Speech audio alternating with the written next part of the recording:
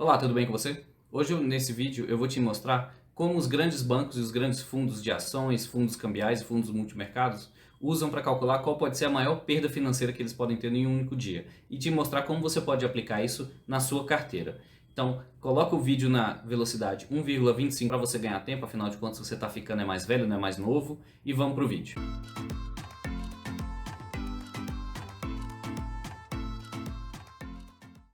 O método que a gente vai usar para calcular qual pode ser a maior perda numa ação, numa carteira ou num fundo imobiliário em 2021 chama-se Value at Risk, que é valor sob risco, também conhecido pela sigla VaR, mas não esse VaR. O VaR que o mercado financeiro, os grandes gestores como Luiz Tuberger, o mago do mercado, usa para estimar qual pode ser a maior perda financeira que você pode ter em um único ano, certo? Uma das primeiras instituições que começou a implementar o Value at Risk foi o JP Morgan, que é um grande banco americano. Hoje em dia, é muito comum que ele seja usado como parte da gestão de risco de fundos de investimentos, como fundos de ações, fundos multimercados, fundos cambiais, entre outros. No prospecto do fundo, você vai achar uma parte onde ele fala especificamente de Value at Risk, na maior parte dos fundos. Alguns fundos, como por exemplo o fundo Versa, eles disponibilizam inclusive o valor do Value at Risk que eles calculam para você poder ter uma ideia. Outros fundos, eles usam isso no dia a dia, mas é uma informação que fica interna. A maioria dos fundos já não disponibiliza esse valor. Eles colocam apenas no prospecto qual o método que eles usam para fazer o cálculo. Claro que também existem outras formas de você calcular quanto pode ser uma perda financeira com a bolsa de valores, seja numa ação, seja numa carteira ou mesmo num fundo imobiliário. Outros métodos muito usados são o backtest, stress test e o expect shortfall. O expected shortfall é uma variante do VaR, do Value at Risk, onde você usa valores mais extremos para poder calcular uma perda significativa. Afinal de contas, quem tem cu tem medo. Para você fornecer o VaR, você precisa dar 3 parâmetros. Qual é o ativo ou a carteira, qual é o prazo que você está avaliando, se é em dias, em meses ou em anos, e qual o valor que pode ser perdido. Um exemplo de apresentação de resultado de VaR. Ele diz, você pode perder R$ 5.000 ou mais em uma ação em 2,5% dos dias que tem pregão na Bolsa de Valores. É esperado que em 2,5% dos dias ou menos você perca R$ 5.000 ou mais nessa ação específica. Os valores mais usuais para cálculo do VaR são 5%, 2,5%, que é a praxe do mercado de fundos, e 1%. Tem duas formas de você calcular o VaR. O VaR paramétrico, que você pode arbitrar o tipo de distribuição que os retornos da bolsa vão ter. Geralmente, a arbitragem da curva é para uma curva normal. Você pode ver nesses gráficos que a distribuição do índice Bovespa de 2016 até julho de 2021 obedece uma curva que se parece com a distribuição normal. Então é uma aproximação válida. O método não paramétrico não infere o tipo de distribuição que aqueles valores vão dar. Ele pega apenas os dados históricos e a partir disso faz simulações como simulações estatísticas de Monte Carlo. Bom, pegando esse método na prática. Primeiro eu vou apresentar o gráfico do Bolsa de Valores de 2016 até 2021. E agora você está vendo a dispersão dos retornos da Bolsa. Então você pode ver que a maioria dos dias ficou sempre entre menos 5% e 5%. Mais especificamente no mês mais tenso do ano passado, o mês de março, que nós tivemos vários circuit breakers, você pode ver que nesses pontos os valores tanto para baixo quanto para cima foram muito maiores, porque tiveram dias que a bolsa caiu 15%, 10%, e depois houveram outros dias que o mercado percebeu que ela apanhou demais a bolsa e depois recuperou 10%, 11% no único dia. Então dá para ver claramente nesse gráfico como a dispersão dos valores está concentrada no mês de março do ano passado, onde nós temos os valores mais fora da curva.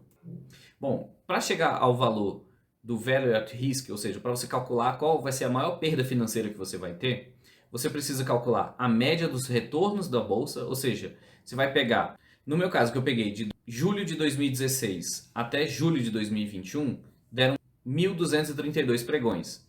Nesses 1.232 pregões, A média do retorno diário ficou em 0,08%, ou seja, na maior parte dos dias, na média dos dias, a bolsa fica ali praticamente no 0 a 0, e o desvio padrão ficou em 1,7%. Ou seja, é quanto os valores desviaram do padrão, que o padrão é a média nesse caso, então quanto os valores costumavam desviar desse padrão.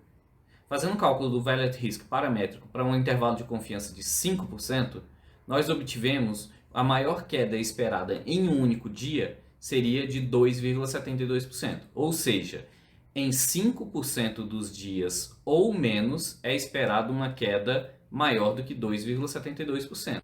Uma cauda de 2,5% é esperado uma queda de 3,26% ou maior, e para valores menores do que 1% é esperado uma queda de 3,88% ou maior.